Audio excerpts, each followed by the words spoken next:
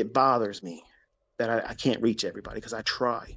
I try so hard. I pray to try to reach more of you because I know what it feels like. I was there. I know what it feels like when you know you can do it, but it just seems like it's just outside your reach. Your fingertips are just almost touching it. You can see it. You can almost grab it.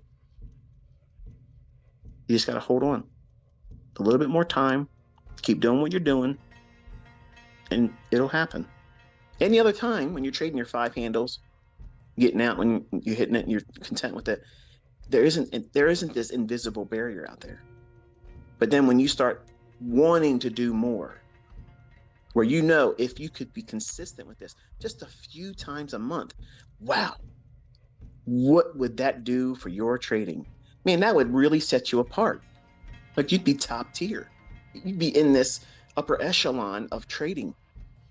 Everybody would look up to you and you'd feel good about yourself. And you would feel like this is really respectable results because you probably aren't really thinking that your five handles consistently every single day is respectable when it is. It absolutely is. So there's a balancing act that has to be maintained in your growth. In the beginning, you're scared shitless. You don't know what you're doing. You're afraid to take a trade. You're afraid to lose. You don't want to be wrong. So you're worrying about all the wrong things in the beginning.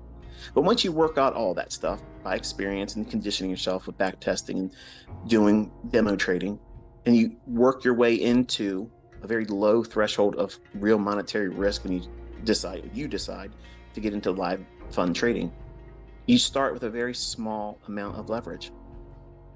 And the graduation from that is going to be slow, not fast, slow. And the reason why it must be slow is because you don't know what it feels like to do it.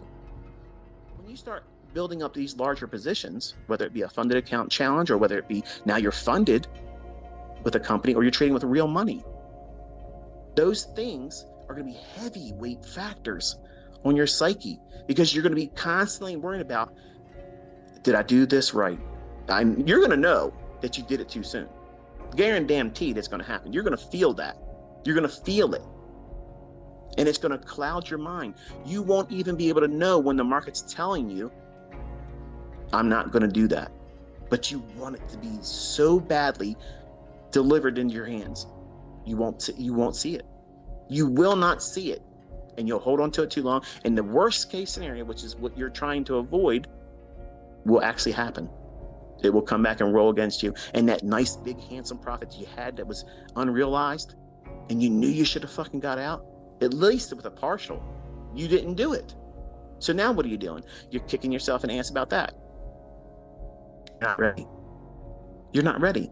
It doesn't mean you're never going to get there. It just means that you haven't desensitized yourself. You work up into it slowly. Now, partials, and I'll say this in closing, partials are a huge, huge benefit to, number one, developing students because it teaches proper money management and proper trade management.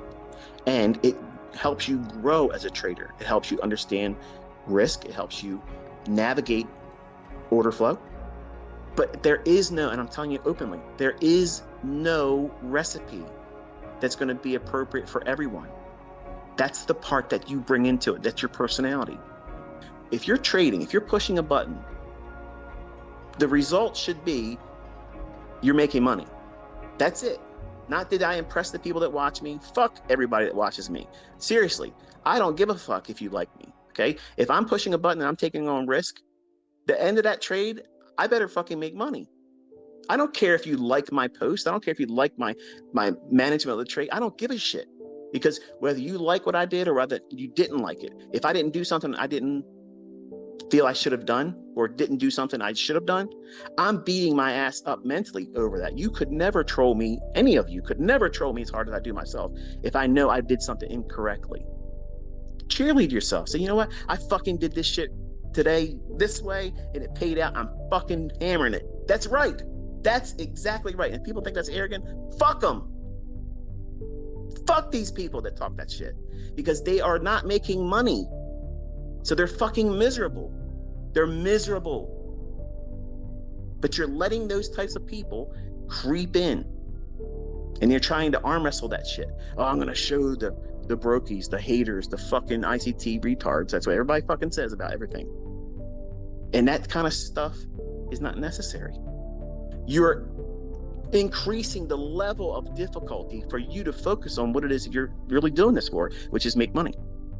I've watched both of you literally get into fabulous fucking trades. Fabulous. And then later on, that wasn't enough. You weren't content with it. You went and did more. Or you had open profits. You had it right there. And you both have said, I just want to get a little bit more. As soon as you fucking say that, as soon as you feel that fucking impulse, I'm telling you, this is what I did to fix me. That King Kong moment. That's Larry Williams said that, if you ever get this